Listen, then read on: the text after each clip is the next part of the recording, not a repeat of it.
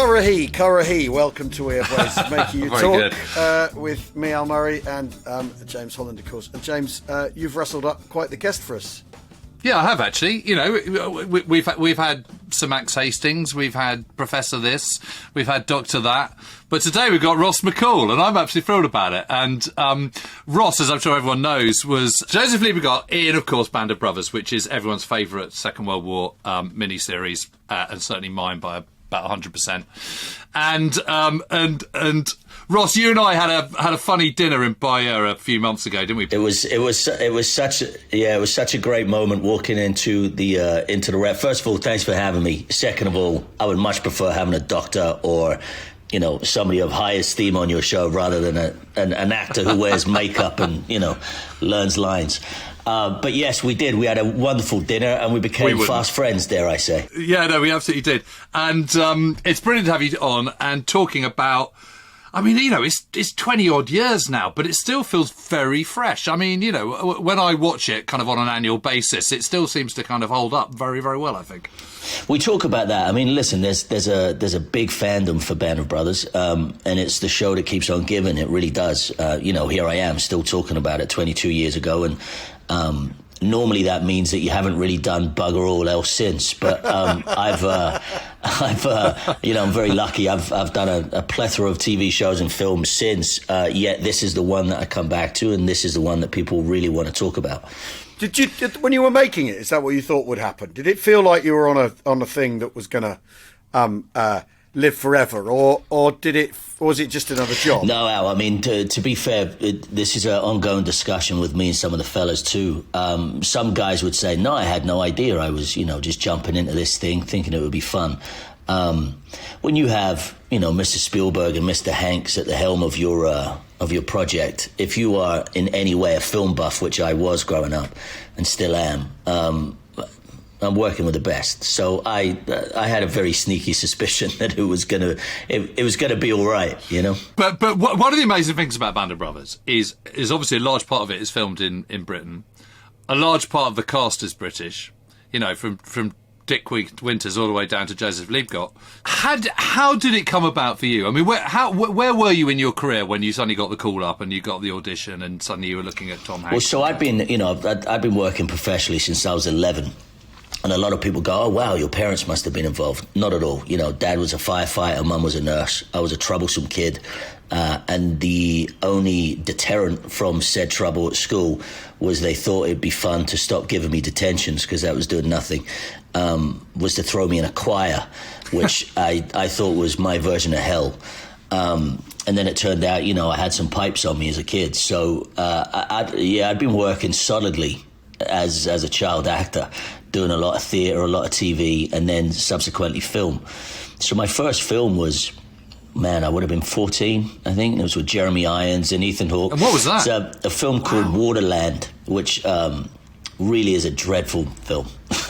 but at the time it was very Hollywood, and I'm sitting there with Jeremy Irons and Ethan Hawke and thinking, you know, I'm the bee's knees. So I'd worked with some big shots. I'd worked with Bob Hoskins when I was a kid. I'd worked with Michael Caine as a kid.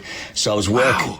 Fantastic, you know, and they were all my heroes growing up. So for me, it was just like I was around that world of entertainment at a really early age that was just shocking for the family. Like that, you know, I was playing Freddie Mercury when I was 13, so I was around Queen. You know, I was around the band constantly for a period of time. Wow. And so there was a career, but, you know, being in Britain and your certain agents back then, you know, they were signing deals for you for sandwiches and back rubs, you know. I mean, you weren't really getting paid. And so there was little jobs in between that you were trying to make ends meet. I was always guest starring, always doing TV shows. And so when Band came along, it was my first foray into the real American side of our business, which was something... And did that come from... Was it your agent suddenly called you up and go, I've got something for you? Right? Yeah, but everybody knew about it. Everybody in London, everybody in New York, everybody in LA, everyone in Sydney. It was like, you know, any actor worth their salt in their early 20s knew about this show. And so everybody was hustling for it. And if your agent didn't call you, you know, you were calling them saying, hey, what's going on with this show that everybody's talking about? So Wow. we knew it was coming. And realistically, in the show, for those that have watched it or those who haven't, there's arguably, I would say, 10 guys that you would say are the Band of Brothers, and then there's thousands of others Who around. come and go, and some episodes not others. But there's but you're in all of them. Yeah, aren't you? yeah, I'm in all of them. So out of the main 10, there were actually only, I think, 4 Brits. So there were 6 Americans and 4 Brits that were. So hold on. So it's you, Dexter Fletcher, Me, Dex, Damien, and then I would say Damon. Shane, who played Doc Rowe. So I would say the yes, 4 yes, of us yeah. were like the British guy. And, there's a. and then it was Mark Warren. He was in it, wasn't he? Mark Warren. It's Mark Warren? came, he did an episode, yeah. He did the episode. He does an goes episode, blind for a bit, doesn't he? Yeah, the much debated episode 3. A lot of historians Yes, on the yes. road, they're always wagging their fingers at the Hollywood Liberty. But I mean, a ton of Brits and a lot of movie stars now. Your Fassbenders and your Hardys and your McAvoys. Everybody was coming in and just playing these little roles. So you heard about it, and you get and then. What are you doing in those days? Are you doing tapes everyone or? in town. So everyone in town auditions. For Everyone's it, auditioned. So all your everyone's mates, going. every single person is talking about band. Everyone's like bigging it up. We're all larding it around Soho House in the early 2000s. Talking about this show that's coming to town, the circus. Getting your American accents together and all that. Yeah, sort of I mean, there's some real dodgy ones though, even in the show. So some of them got through the netting. For me, Oh really? It all seems alright to me. Yeah, I'm not throwing out names. Not naming names. But the majority of us, there was a dialect coach. There was all of that actually during the audition process. But for me, I've always been able to do an American accent. It's just my thing. I don't know. I could just turn it on and off. And it was my love of film. And I just finished doing a Neil Simon play in the West End where I was an American for a year. So I was sharp. I was just sharp on it. Got a call, and a lot of guys auditioned, 8, 9, 10 times and didn't get a bite. I was lucky. Wow. I went in 3 times in all, but my first time was with the American casting director, Angela Terry and Meg Lieberman, who are funny enough I was with last night. So those were the 2 that I met at the Athenaeum Hotel on Piccadilly. And at that audition is when Meg said, Tom will be in town next week. I want you to come back and meet him. And I very nonchalantly was like, oh, yeah, no worries. I'll come. I'll come meet Tom. I think I'm free. And so the following week, I went back and met Tom Hanks, and there was just a couple of people in the room. He was a bit scary, or were you kind of? Yeah, man. I mean, listen, you're braving it. You're going in with broad shoulders, and you suck it up. Yeah. But it's arguably, the biggest movie star at that point. Yeah. And he was mid Castaway. He had the big beard and the bandana and skinny, of course, and he was full on unrecognizable, really. Until he opened his mouth. And Ross McCall. As soon as he says your name, you're like, oh, okay, I'm in here. And had a great reading with him, and he was generous and kind, and as an actor, just a dream, because he was acting opposite. So I got to act with Tom. So leaving that audition, I was like, whatever happens, I just acted with Tom Hanks. I feel good. Yeah, no, that's very cool. Yeah. That's very cool. I mean, the thing is, you do look quite a lot like the real Joseph Liebgott, don't you? I did, especially back during the show days. Back in the day. But I also had to drop a lot of weight. I was a skinny kid anyway, but I had to drop down to, Joe was 130 pounds, which is not heavy at all. And bear in mind, all these guys tended to be slight. When you're talking in the 40s, of course, they're way smaller. Even their uniforms, you can just see them. They're just tiny. But yeah, he was 130 pounds, and I got down to 135. Yeah, what's that in stones for an British viewer, listener who... 10, isn't it? 10, 11? No, less than that. Because that's always the thing in America. When you hear an American thing and they go, I'm 200 pounds. Oh, you're like, whatever. Yeah, great. You look fantastic, mate.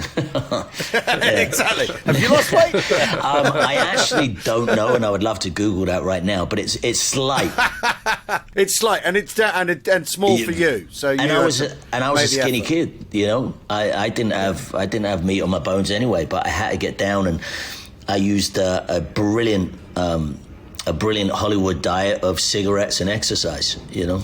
So it was smoking like a trooper and doing insane amounts of push-ups. And had you, in the meantime, like bought the Stephen Ambrose book and started to find out about it all, or were you staying pure for the project? No, did you not want to cloud your mind with it? No, look. I mean, I joke about this too. A lot of people do think acting is about learning lines and, you know, looking dreamingly into the lights.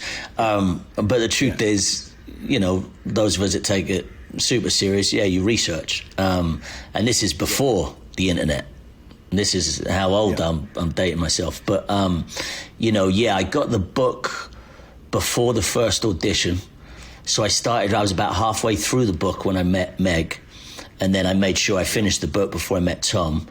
And then during that time, I was down the library. I'm reasonably well educated. So I knew my history, but I perhaps didn't know everything about Easy Company. So for me, that was my research. I knew everything about Easy Company by the time I met Tom. I went in with a whole package worth of info, useless info for an audition, but literally went in with a Paratrooper song, all handwritten. Just I needed it all in my head. And I remember Tom actually saying, you know, "What's in your hand, kid? What's this?" And I was like, "Notes that will mean nothing to anybody but me at this point," you know. And I think he kind of liked the idea that I'd just done an insane amount of homework for it. Well, obviously paid off. I mean. Well, listen, there was some guys did the show that did fuck all. So I mean, you know, maybe it did pay off, maybe it didn't. You know, maybe I'm the loser. Well, it's funny because, you know, you had quite a few scenes where, you know, David Webster's obviously one of the characters, and he dies. He writes that brilliant book Paratrooper, and then gets eaten by a shark, doesn't he? Just disappears off his boat. Yeah, he disappears off his boat, and that's the end of him in sort of like 1962 or something like that. And then Joseph Liebgott dies in, I think, 1984 or something like that. So, or early 90s or something. But anyway, before the show. So the two of you it's not like Damien Lewis with Dick Winters. You can go and chat to him all day long. Kind of get the Winters vibe. Of course. I mean, you don't have any of that. No, and you know, I think Ian, who played Webster, I think he and I mean, he had a little more to go on because he had the book, you know, and I remember being slightly envious early doors when everybody was getting handed these, you know, manila envelopes and files. I mean, literally like files, binders full of information about their man, pictures and letters and, you know, family stories and whatnot. And they gave me a manila envelope, and I was super excited, but I was like, this is a little frail, you know, compared to the binders. And I opened it up, and it was one a photocopied picture, the same picture that was in Dr. Ambrose's book. And I'm like, you've just wasted like the time at this point. I already have this picture. So I had a picture to go on. But it turned out to be a blessing in many ways, because having gotten to know these men, that, you know, a lot of them became our friends, and getting to know them, you very quickly realize that they'll never talk about themselves, or very rarely, but they'll happily talk about their brother. So I could then lean on Wild Bill. I could call Babe. I could call the guys and say, "Tell me about Joe," and they'd be like, "I'll be happy to, kid. Here you go." Boom, boom, boom, boom, boom. So I got this insane amount of information from the guys, because they would happily talk about, you know, the guy standing next to them. It was getting information out of themselves that was tough. That's really interesting. and it really bonded me a little bit to them, and there were a few times when the vets would come to set, and, you know, it was the Beatles were arriving. It was because we all knew the book and the scripts that we were reading, and, you know, all of a sudden the rock stars are showing up. But they would look at us, and, you know, they'd call me Joe, and they're not doing it in a Hollywood way. They're doing it because they're seeing their friend in such a strange situation, and it was beautiful, you know. And sort of now I appreciate that more. I remember at the time being a little, you know, we're still in the character, and we're still, you know, and I can look at that now, and it was really, a beautiful thing to see. I assume there was a boot camp, and you were taught how to march and handle a rifle and all that sort of stuff. You obviously haven't spoken to any of the band guys. This is all we talk about is boot camp. Boot camp, boot camp, boot camp, and it's such a joke in our circle. Now I say this all the time. Stories get varied over the years. You know, some people will claim we're at boot camp for 17 months, you know, and somebody will say it was 5 days. And well, that's why I'm asking, really, because 100%. And I've got to say, listen, one of the greatest things I've ever done in my life, but it was nowhere near as long as some people say, and it's nowhere near as short as some people say. It's somewhere in the middle. My version of it is, I think we were like 2 weeks. But it was. You know, we all got these hand-typed letters in the mail to our houses, dated in the 40s, and it was signed by Colonel Sink. So it was Captain Dye, and Dale Dye, for those who don't know, is, you know, a military advisor to Platoon, everything. Forrest Gump, Band of Brothers, Pacific, blah, blah, blah. And you know, he's a Vietnam vet, isn't he? He is, yes. And he's got stories for days, and he's a big teddy bear. He comes with such you know, there's so many stories about Captain Dye, and he just comes with this catalogue of information and attitude. But he became... And he's been trying to get this film done, hasn't he, about Lafayette? Yeah, I mean, listen... About the 82nd absolutely. The murder rate. And look, there's nobody better who can get these kind of films off the ground. I mean, the knowledge on the man is you know... It's nobody else can get close to him in many senses. So he ran the boot camp. Ran the boot camp from top to bottom. And I've said from, you know, Tom Hanks, Steven Spielberg, Tony Toe, who was our producer on the ground, boots on the ground producer, Meg Lieberman, who cast it, and Captain Dye are the reason the show is as huge and as popular as it is. Because between that chemistry, and a lot of people will roll their eyes at an actor's boot camp, he beat the shit out of us, and he squeezed, let's say, you know, 6 months of basic into a couple of weeks. You know, I'm not saying that we have done the exact same as the Marines did or the Army do, but you know, for a bunch of grunt actors that are used to somebody bringing them a cup of tea in the morning, you know, all that was knocked out very early. We bonded through trauma, you know, and through that trauma of just having the snot kicked out of us in such an amazing way. None of us have been fitter. You know, I could strip my M1 and put it back together under a minute and a half. You know, stupid things like you would never see in the show, but we knew how to march, we knew how to drill, we knew how to toss a grenade, we knew how to take a house, we knew how to flank the enemy. We just, and come time on set, Captain could just be, you know, Liebgott, Garnier, go, boom, boom, boom, boom, boom, sir, boom, and you would do it. And the cameras are rolling, and so you don't have any stunt guys needed for that particular moment. You don't need to, you know, if your weapon jams, you know how to get out of it on camera, so you don't have to cool cut and, you know, have some, you know, military guy come over and clear your rifle. So, you know, we knew everything. We knew how to get out of an M1 thumb. We knew how to you know, reload, unjam. If you fell over, you knew how to get up. If there were moments during the camera would be rolling, one particular time actually, and I was with, Liebgott was with Luz, and Luz was on the radio comm, and we were coming down, it was actually Tom's episode, we were coming down the side bank, and his whole gear came off and was laying on the side of the side bank, and both of us rolled all the way down at the bottom of the dike. You know, and we would just run straight back up and grab it. And, you know, there's just things that you just stayed in the moment, and that was all because of boot camp. Wow. And it bonded us. And how did you find all the kit and the uniforms and stuff? I mean, did you find them... Did you think, poor bastard's having to wear this? Or did you think, actually, you know, this is all right? Well, it's funny, because, you know, day one, they take you to the studio, and they pick you up in a town car, you know. I mean, you're still treated as an actor up until a point, then it stopped. And they would take you to the studio. You'd go in, and it was in Hatfield, which is now, I think, all knocked down, but it was an old air base, old air hangar. And so in one of the hangars was just wall-to-wall uniforms, American and German, wall-to-wall.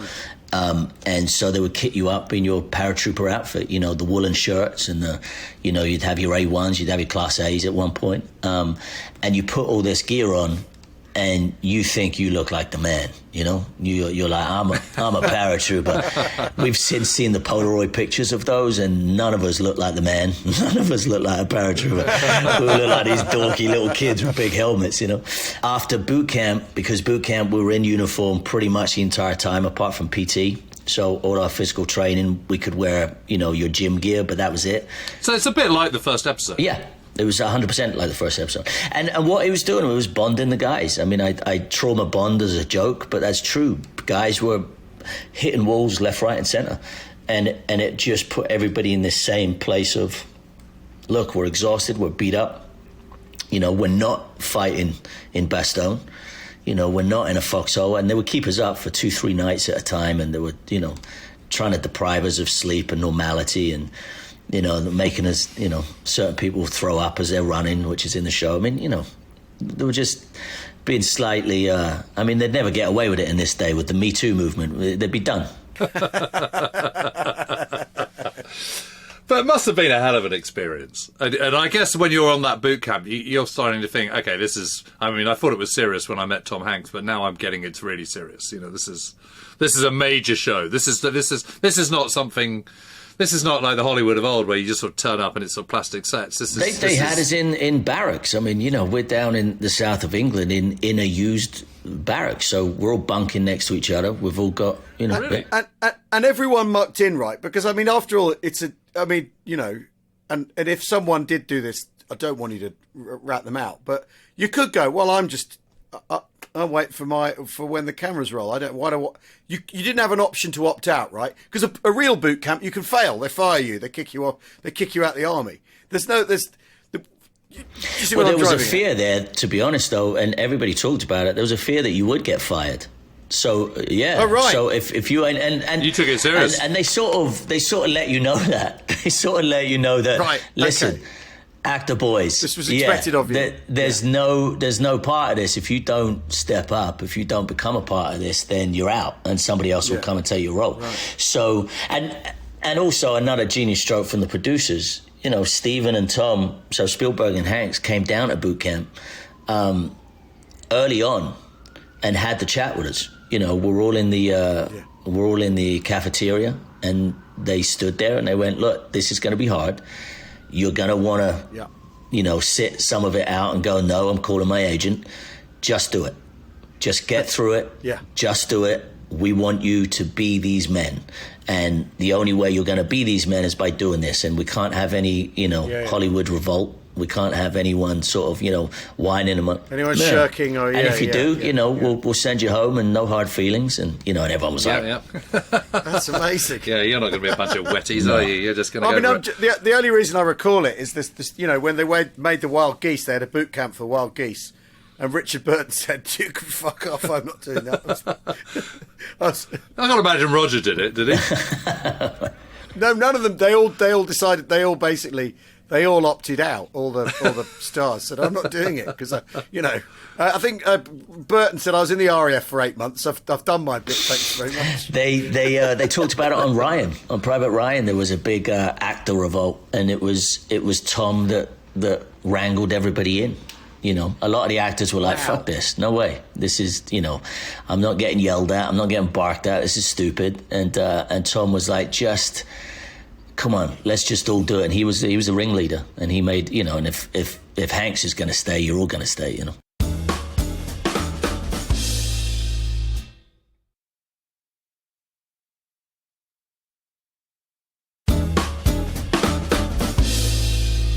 And did you shoot them sequentially? So when you watch it, is it the progress of the? Because after all, the story tells itself, and you all you know, if you fully buy into the show, by the end of it, you go in boys, you come out men, that whole thing. Was it shot sequentially so that was the process as an actor, or was it all out? Yeah, kind of, sort of. They tried to be. I mean, you know, listen, with filming, it's just all schedules. It's who's available and who's not, especially with the directors. So we did 1, 2, 3. Then we did 5. Yeah. And then we did 4 and then reshot part of 1 and added things in 1, because by that point they were really watching, going, okay, these are the guys that we want to follow. So we went back and they put extra stuff in for a bunch of us in episode 1, just so that you knew who to watch. So 1, 2, 3, 5, 4, and then we did 6 and 7. And then we did 9, 10. Oh, no, we didn't. Jeez, I don't remember. Yeah, it was all over the place. We did 6 and 7 are is Bastogne, isn't it? Yeah. Yes, but and then you got the Last Patrol. Right, the Last Patrol. Number 8 was the last one we shot. That's right. 6, 7, 8 were the last 3 we shot. So we did 1, 2, 3, 5, 4, 9, 10, 6, 7, 8. That's how we shot it. Wow. So 9 and 10, and in fact, some of us have talked about that, because when we watch 9 and 10 now for us, we go, they're perfect the way that they are. But there is a moment where we go, man, when we watch us in 8, we really look like we're at the end of the war. Yeah. And there's part of us going, man, how interesting would that have been if we'd gone in with that same attitude from 8 into 9 and 10. But, we probably wouldn't have had the episodes that we have. Listen, I've done shows where they go, all right, we're starting with your death scene. What do you mean I'm starting with a death scene? That's the end of my character. That's the end of everything that I know, and that's how we start. Yeah, we only have this location today. It's all to do with locations and availability of certain actors and directors. And so tell us a little bit, Ross, about those heroes of yours. Wild Bill and all the rest of it. I mean, how much were they around? And did you all sort of revere Dick Winters when he turned up and all that kind of stuff, or did you just revere them all? Yeah, it was a bit of I think there was just first of all, there was like such a huge respect, and I think that's another beauty of the show and how they cast it, was there was just this resounding belief in that we were holding a legacy on our shoulders. So there was a real importance for us to tell the story correctly. And so with that, we became the men that we were portraying. That sounds crazy and wackadoodle, I get it. I was an American for 18 months. My family thought I was crazy. I mean, it's just, I get it. We're walking around like we're soldiers, and we were reminded very, very often by people outside the show, you guys are not real soldiers, right? And we're like, but I have dog tags. What do you mean? I have dog tags, and I know how to, spit shine my boots. Strip an M1. Yeah. How dare you? But so with the real gents, it was funny. I got to know the majority of them after the show. So during the show, there were almost like, these ethereal beings that were talked about. And so anytime anyone was on the phone with a vet, or if I was getting research from one of the guys, everybody was, you would have a moment of silence, but majority people were around. Oh, who are you talking to?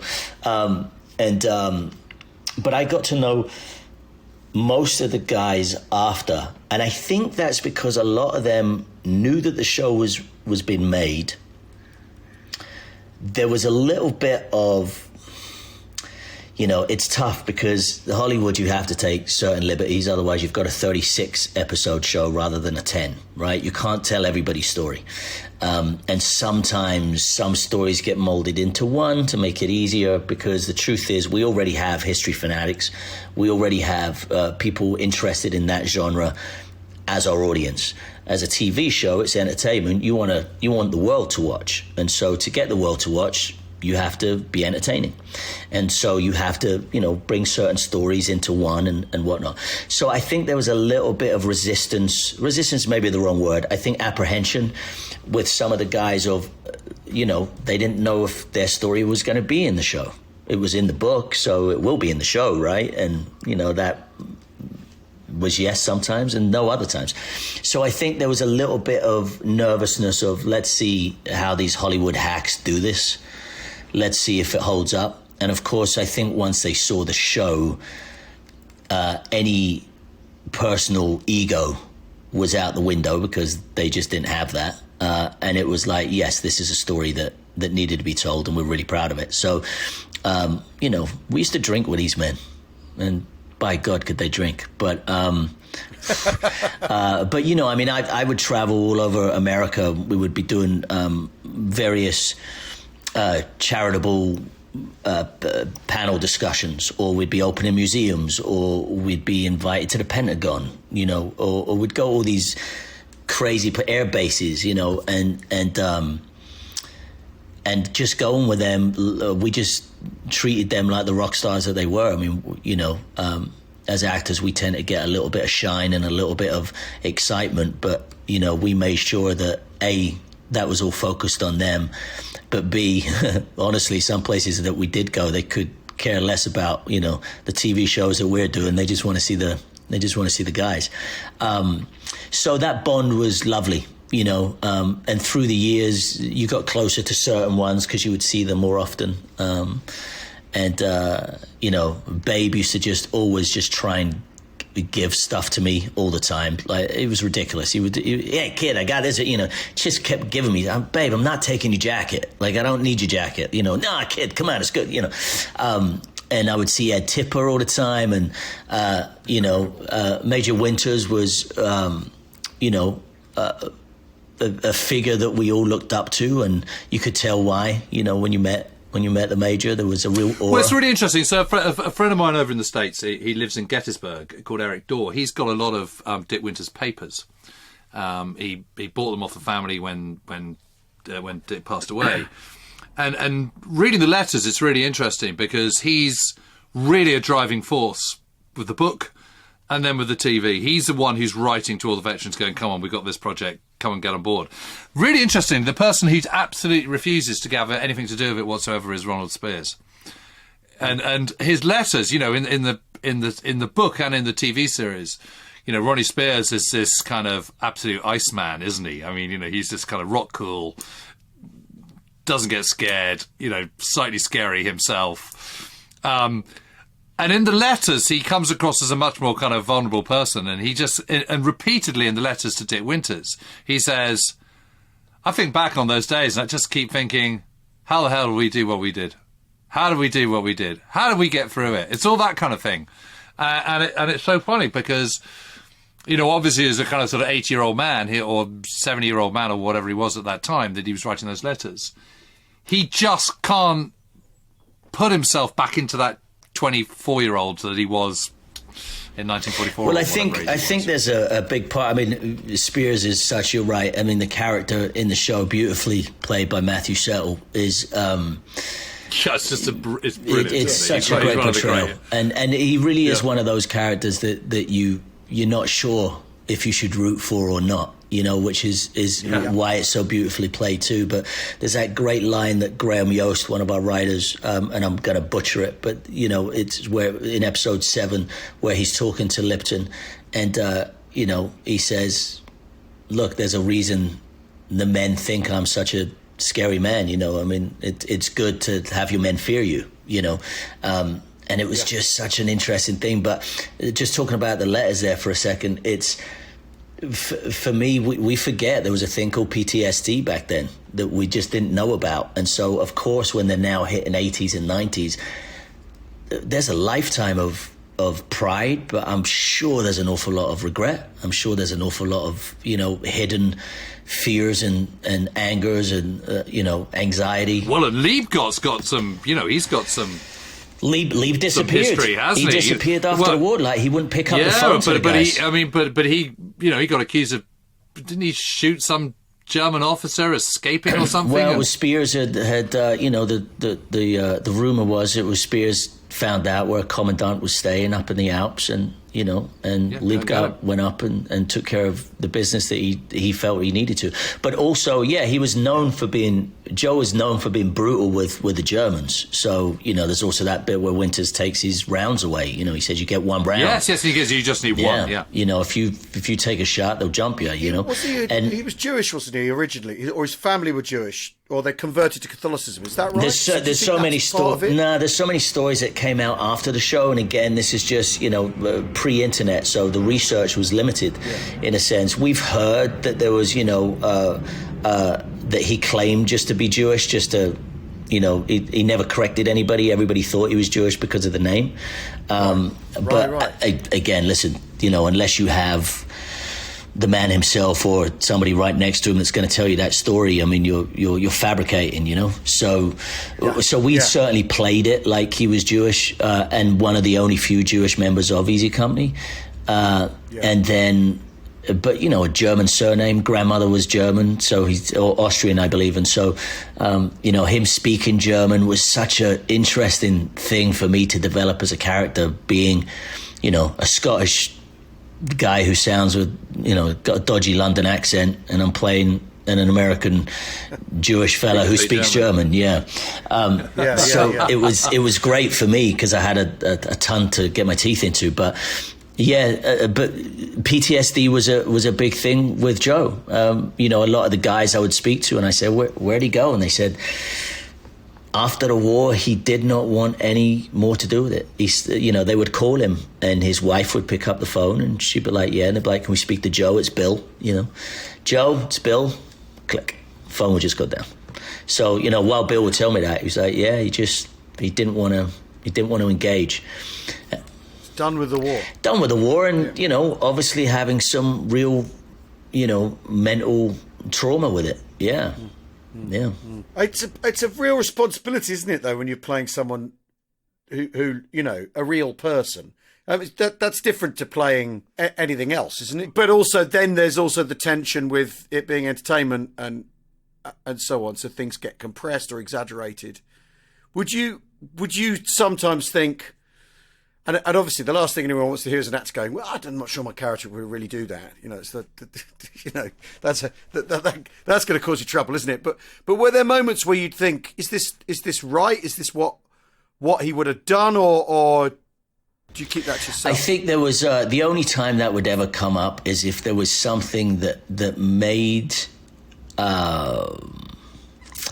If there was any form of real shame or embarrassment about something that you would, you would go to the writers and say, look, I've spoken to the family, or I've spoken to friends, and it didn't quite happen like this. It was more this way. But really that was it. I've got to say the research from the writers was top drawer. And everything that came down, you sort of either knew about. I mean, look, there was a lot of actors, and it's all's fair in this, and I understand it. They wanted to do justice to their veteran, but they would hear stories from their family, and they would go to the writers and say, hey, my guy did this, and maybe we can implement that. And that's a tough thing to do, because then you can personalize a few things. You can have a few things in there that will personalize it for that family member, so they can watch it and go, I remember Grandpa telling me that story. That's so great that they've immortalized that on film. But as far as like the main arcs go, everybody knew what was up. And did you ever hear from Liebgott's children? I didn't hear from, because there were like 8 kids. Yeah, I didn't hear anything from anyone till after the show aired, and then I was getting, just through HBO and through the publicity department, I was getting little snippets of people are trying to reach out, and then sort of very recently a Liebgott family member has come full circle. And she's reached out now, so now we're in contact. So that's really it. I never had, I had some like fan mail from some of the family members just saying, you portrayed my grandfather, and I just want to, tell you how important it was, and so that just pays dividends. Because look, the truth is, and I say this every year on his birthday, I mean, and this goes for all the guys, I'm sure. Joe's a big part of my life. I really... Yeah, amazing. And you never met him. Yeah. I completely get what you mean, because I've had that with loads of people that I've written about. I've read their intimate diaries, letters. When you're writing about them, you're kind of effectively putting flesh back onto bones that have long been buried, and you're kind of sort of bringing them back to life, and you kind of think, I've inhabited their minds for 100%. Whether I'm writing about it accurate or not. 100%. I still am. I even, and so you have this weird relationship with someone you've never met. Yeah, and I can even trivialize it to such a silly point, because it's still a prop essentially. But I wore that man's name around my neck on my dog tags for 2 years. Star David was on there. I mean, it was like I really had this real in my bookcase now, I still have my lid, I still have the helmet, and it's like, and I've got the jump jacket. I took my jump jacket and my helmet. Those were the two that I took from the show. Have you ever parachuted out of curiosity to experience that? Well, we did jump school in boot camp, so they took us down to Bryce Norton and threw us off the tower down there, and but that's it's a little roller coaster freebie ride, and then when we shot, instead of shooting in Austria, we shot in Switzerland. Because there was still some naughtiness going on in Austria, and quite rightly, Mr. Spielberg was like, "Well, I'm not putting any money into their system right now, so let's shoot in Switzerland." And so when we shot in Switzerland, there was some skydiving opportunities at that point, right? And the producers got a sniff that we were sniffing it, and quite rightly came down and put a small group of us that they knew had to work quite extensively over the next few weeks. They made sure that we were not throwing ourselves out of airplanes. They allowed some of the guys to do it, which tells you something. So you were too important to it's either that or it was the guys with the dodgy accents who were up in the planes. Thanks for taking the time to talk. You're both very, very welcome. It's just so interesting. And what are you up to at the moment? Oh, yeah. That's what you always ask. What are you doing? What's going on? What are you doing? What's going on? Because it's 8 o'clock your time, so you've obviously got a busy day. I have got a busy day. I've got. It's been a busy year, but I write also. I know you know this, James. So I know. And you produce as well, don't you? Yeah, I've got 2 of my films out right now. One is on Netflix in the UK. We got to number 4, which is insane, and I wrote and directed it, and it's called A Violent Man, which is a horrible title. Congratulations. Don't blame me. I called it Ire, but the studio changed it for clickbait, I believe. But it's a film all about. It's a prison film, but it's more than that. It's all about the self-hatred of a lifer in prison. So it's a little more deep and meaningful rather than your punch 'em up prison drama. And then I have on the flip side another film that I wrote and starred in called About Us, and that is on all the platforms, but you have to pay for it, unfortunately. Sorry, I can't throw that on Netflix yet. But that's all about love. So I go from love to hate, which is interesting. And I have Suspicion on Apple, myself and Uma Thurman and a few other folks, and The Offer on Paramount that just came out, which has got a bunch of the Band of Brothers guys in. So that's fun. Wow, yeah. Good fun. Yeah. Thanks so much for taking time to talk to us. Thanks everybody for listening. We've been talking to Ross McCall. Cheerio. Goodbye.